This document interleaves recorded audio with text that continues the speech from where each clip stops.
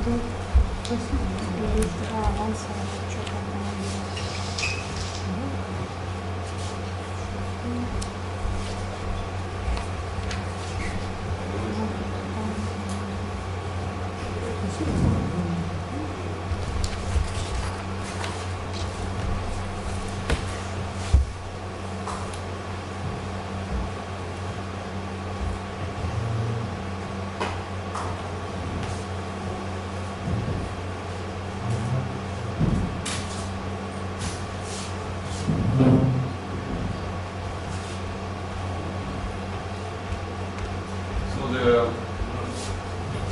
first talk of this afternoon is our first speaker of this afternoon is K.Shmelkov from Novosibirsk State University. He will tell us about the application of persistent homologies to the neural genetics.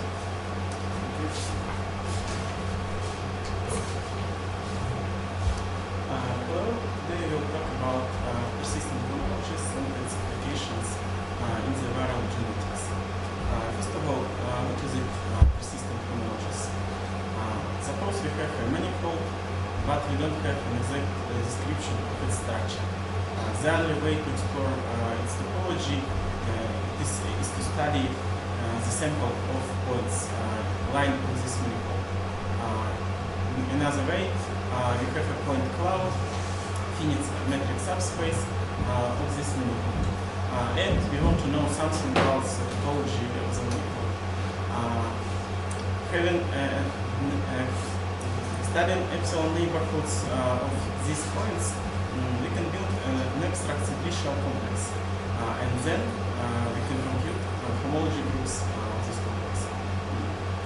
Therefore, we can prove that topological properties of the complex, Betty numbers, for example, is somehow related to the topological properties of the manifold. We should choose a complex. In this work, I have chosen a complex of literary strings. It means it's a flat complex completely determined by the one skeleton. It means that we include an edge between the points in this complex if the distance between these points are less than epsilon, and we include simplex if all its faces lie in the complex. It's rather easy to compute, but in some cases it's not very exact. Then I have chosen a number of... Excuse me, it's just a finite subset in the Riemann space. Yes, in the manifold. And epsilon? It's a small real value. Actually, it's the size of neighborhood of the point.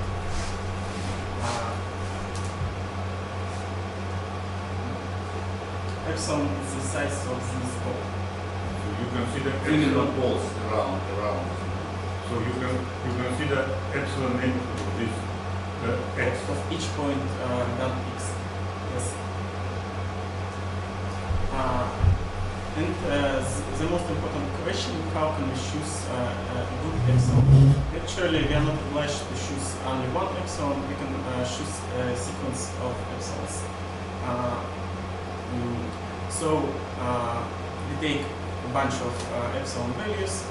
We compute for each epsilon homology groups of the complex, and then we compare the computed groups.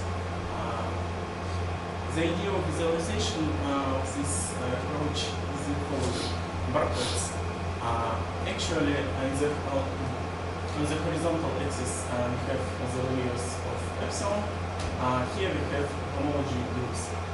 H0 means connected components, and the stages of the process. I'm sorry, can you give first the example of this complex? Yes. How the high-dimensional stuff arises?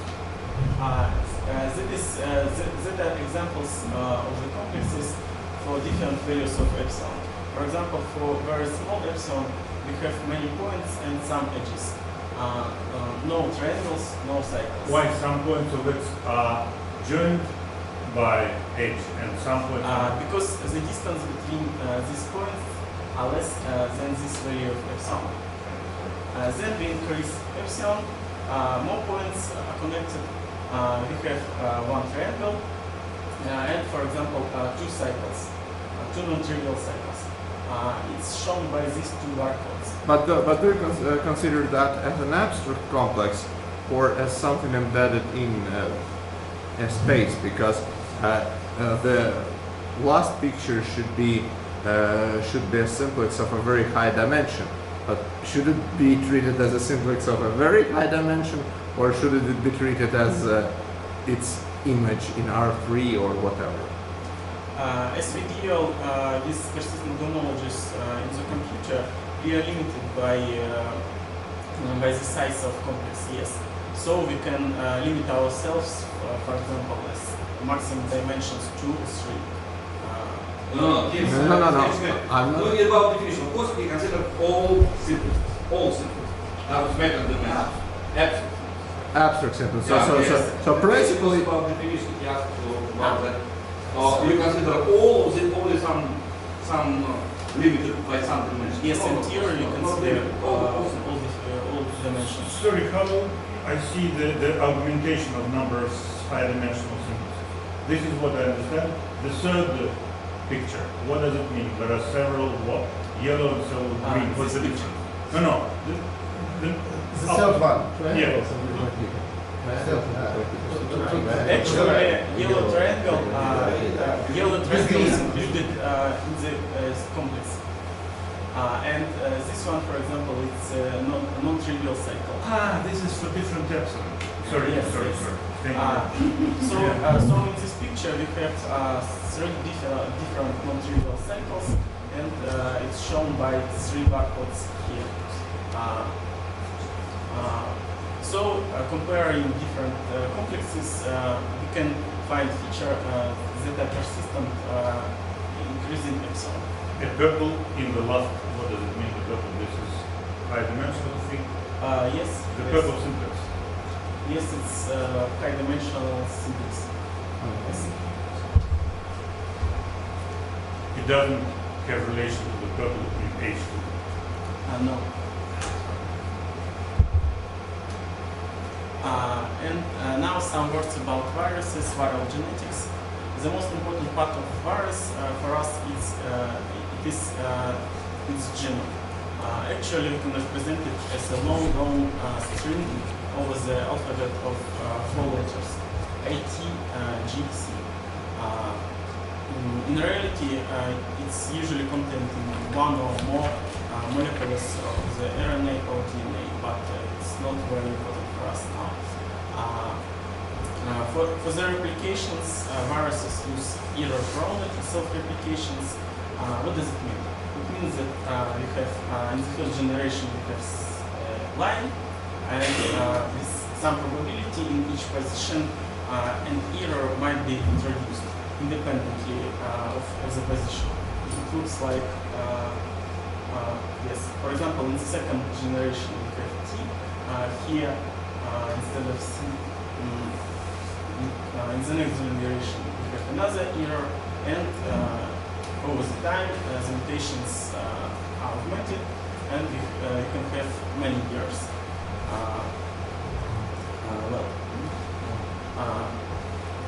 One of the most important tools in evolutionary biology is the phylogenetics tree. It's a very old idea which represents a relation between species. Actually, this tree means that species B and C are closer related to each other than, for example, C and A. Their most common ancestor is more recent than the most common ancestor between C and A. Why is it useful, and why this tree exists for some sets of species?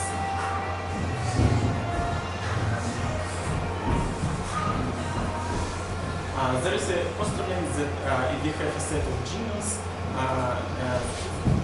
that were replicated just by error-prone self-replications, exactly like I described earlier, it can be represented by a phylogenetic tree, and the genetic distances between each two genomes are exactly the distances on the graph on this tree. But in the case of viruses, sometimes it doesn't work. Just because these self-replications, viruses use another strategy to exchange genetic segments. For example, it's a particle of influenza viruses. Its genome is represented as 8 segments here. And sometimes in the case of co-infections of the one individual by 2 different strains of influenza, they can exchange genetic segments. For example, here we have half of genome is from the first particle, and another half of genome is from another particle. This kind of exchange of genetic information completely defeats phylogenetic tree. If we have, for example, a bunch of these 3 particles, we can't say exactly, we can't build an exact phylogenetic tree even for them. I'm sorry, what is the difference between blue and green? Just different strings. But this is the same? Actually, they have the same function, but in some positions, about, for example, 5–10% of positions, they're different. That's why, for example, this particle can have the first segment either blue or green. This is the same what is written influenza. Both of them are influenza. Yes, both of them are particles of influenza virus. It's a very important thing in biology is to detect these events of reassortment. Just because algorithms which we use to construct a phylogenetic tree don't tell us that in this case it's not possible. They just output some trees, and we can't be absolutely sure that it's somehow related to the reality. Therefore, we need to detect these events in another way. Recently, there is a very interesting paper from a group of Stanford mathematicians. They applied the approach of persistent homology to the viruses and especially to the influenza. These are persistent. These are barcodes for 2 segments of influenza. What they use as a metric? How do you capture? They aligned many genomes. In general, it is possible to make it with some heuristic approximations. And they use Hamming distance. Hamming? No, probably Lipinstein. Because actually, different size of that's why they aligned the sequences before applying Hamming distance. If the sequences are closely related, for example, you can make something like this, and we can't directly apply Hamming distance to these 2 genes, yes, but we can calculate that if we insert something here, just a non-character, they will be equal size, and now we can apply Hamming distance. Are familiar with the Lipinstein distance? No. It's actually much more natural distance. Usually in genetics they use this. What? He's talking about another test, no? Right? For south. I don't know, but I believe in 1,000.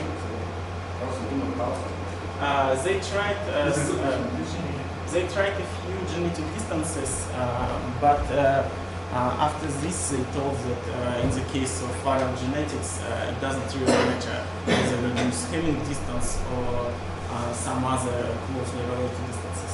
Yeah, but what is Riemann manifold? Where? It's a genetic landscape of all possible viral genomes. For example, for the case of influenza.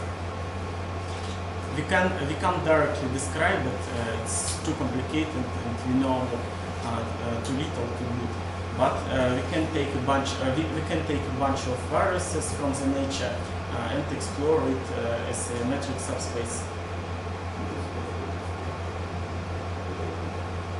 That's why subspace is always few, because we can't take an infinite number of viruses from the nature. They built barcodes for two kinds of sequence, and they detected that there is no recombinations or reassortment in one segment.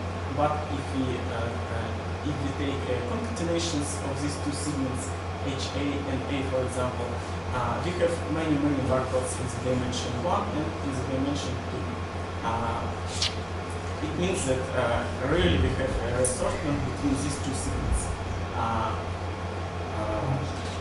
What do they prove?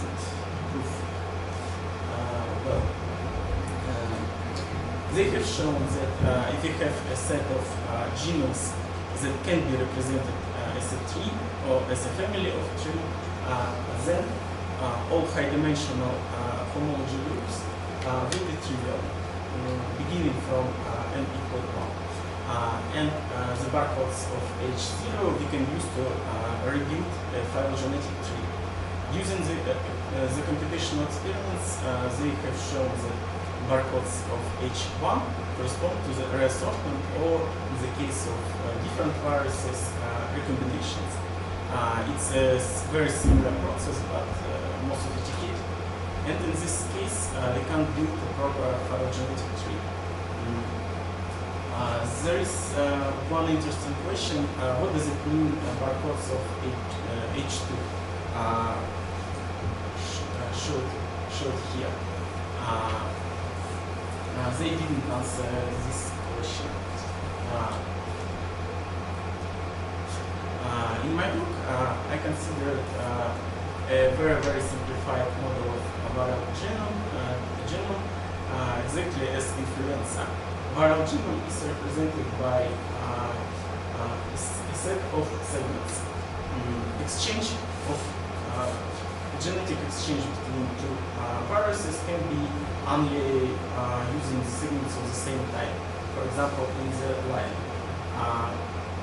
And after we have some number of different strains, you can take all possible reassortments of these strains. It looks like this.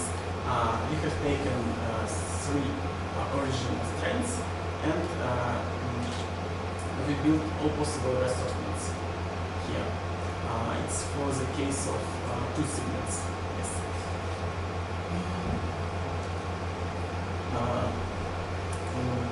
This simple model allows us to simplify metric space. Instead of metric space over many possible genomes represented as small lines, we can generate for each segment a simple metric space, zk, and then metric in the whole model will be just the sum of distances between segments. It simplifies the computations and allows us to calculate possible relations between viral genomes and persistent homologies. Here I used Hamming distance, but we can use any other distance that are additive in this sense.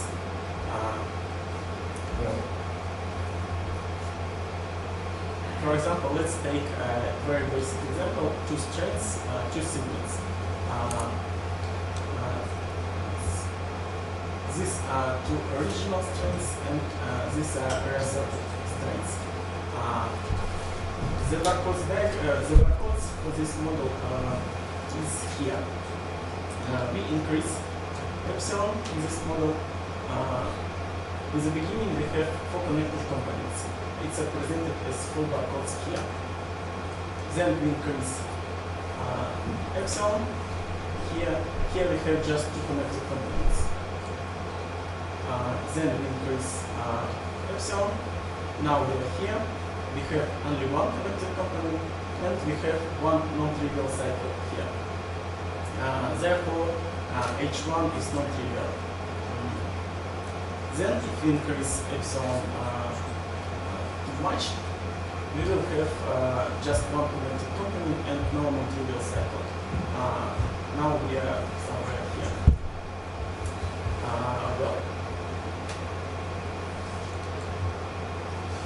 For the following, we need the definition of Cartesian product of graphs. For each 2 graphs, we can build a set of vertices of the Cartesian product. It's just a Cartesian product of sets of vertices of the source 2 graphs. And we connect each 2 vertices with an edge if one of 2 components coincides. This is an example for these 2 graphs. The graph is the Cartesian product. Декарта.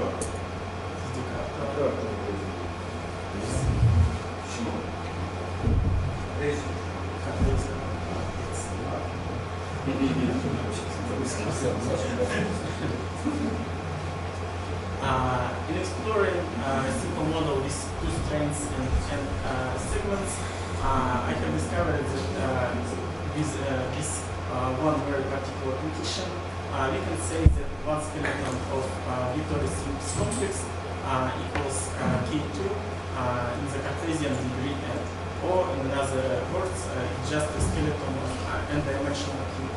And we can directly calculate Betti numbers for this complex.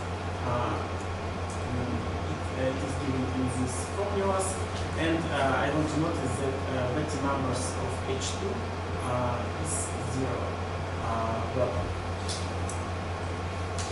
I have made many computational experiments around this model, and I can say that this theorem might be true even without this strange condition.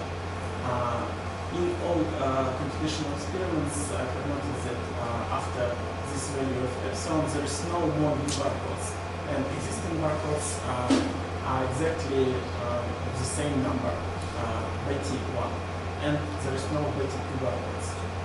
But in some cases, we have non-zero Betti 3.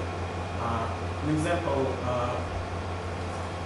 example barcode for n equal 3 is given here.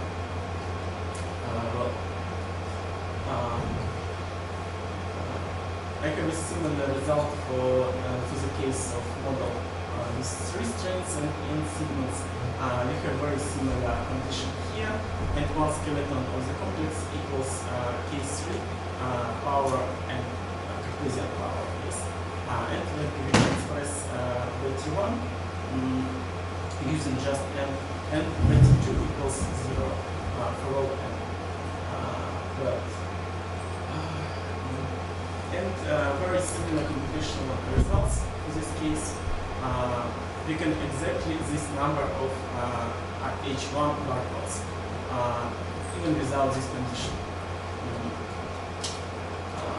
In these models, we have rather complicated genetic exchange, but always we have Betti2 equals 0.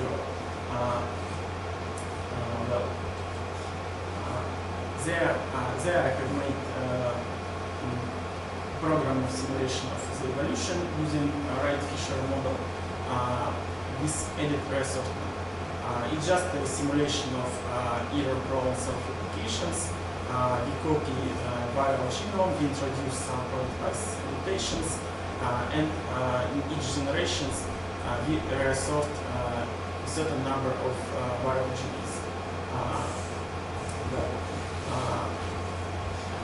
For the set of simulated data, we can take, for example, 6 strands of 6 segments and calculate barcodes for this case.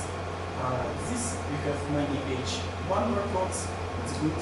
We have a assortment. We have it in the model. We have it on barcodes, and we have an amount of barcodes H2. If we increase, for example, the number of segments but decrease the number of strands, we have a rather similar picture. Many barcodes in H1 and some barcodes in H2. But in an exaggerated example, many source strands, but for example 2 segments, we have no barcodes H2. It means that barcodes H2 are more connected with the number of segments than the number of strands. Yes.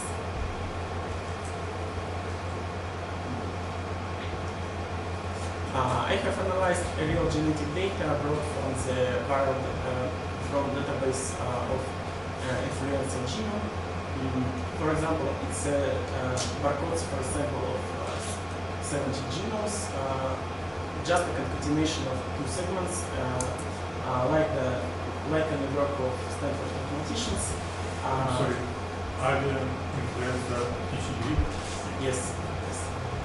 Avian flu. Here we have amount of barcodes H1, but very few barcodes of H2.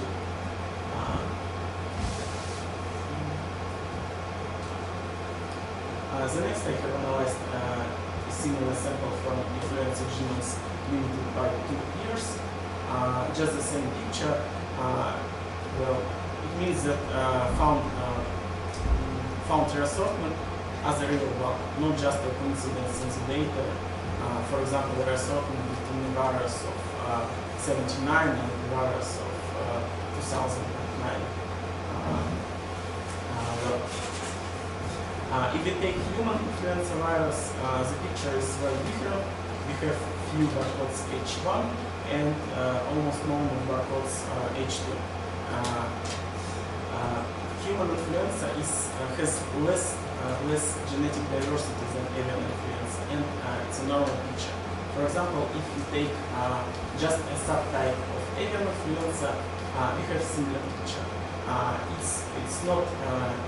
It's very particular type of avian influenza, but it has a genetic diversity like a human influenza in a whole way. In my work I have used 2 applications to calculate persistent homologies, MAFFT to compute multiple alignment. It's a trick that I described here. And I have taken information from these 2 databases. I have analyzed a model for these 2 and 3 strains. Computational experiments allow to construct some conjecture about homologies of these models. And we have non-trivial HD barcodes in the simulation data. But in the real genomic data, we have very few HD barcodes. I think it's because of small sample size, about 60 or 70 genomes. But for the complex auditory strips, it's very difficult to compute more. Well, thank you.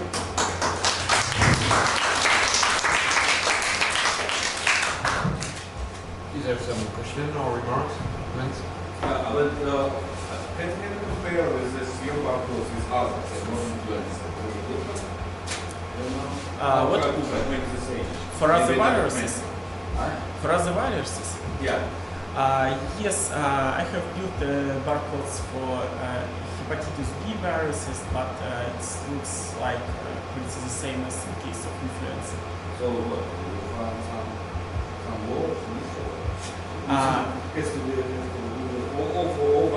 The goal of my computational experiments was to verify the constructed model of segmented virus. But actually it's a case mostly of influenza. For other viruses it's more complicated and it's difficult to predict effects because recombinations genetic recombination is more sophisticated. It's not just an exchange of two signals in this way. It's more about we have, for example, two genomes, and we choose random points here and take something like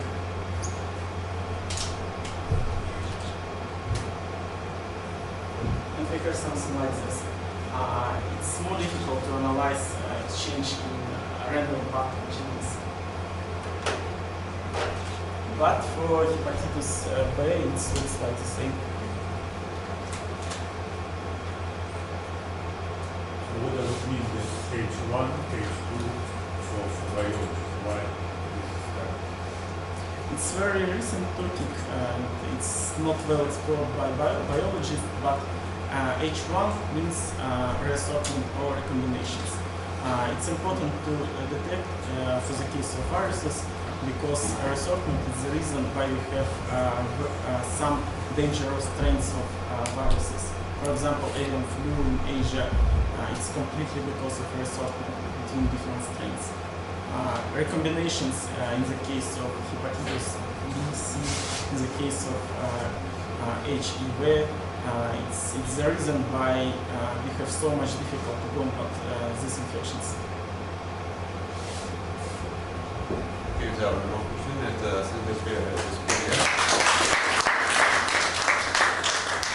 and next talk is at 3:45. So 15 minutes.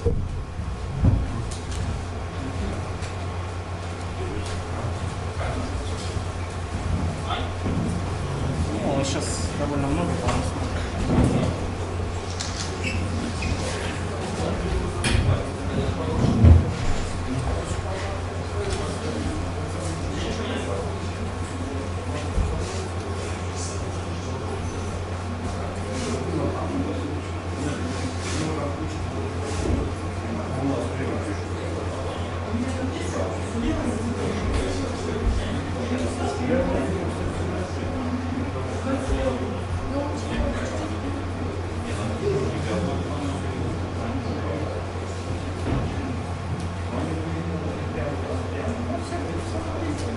Спасибо большое.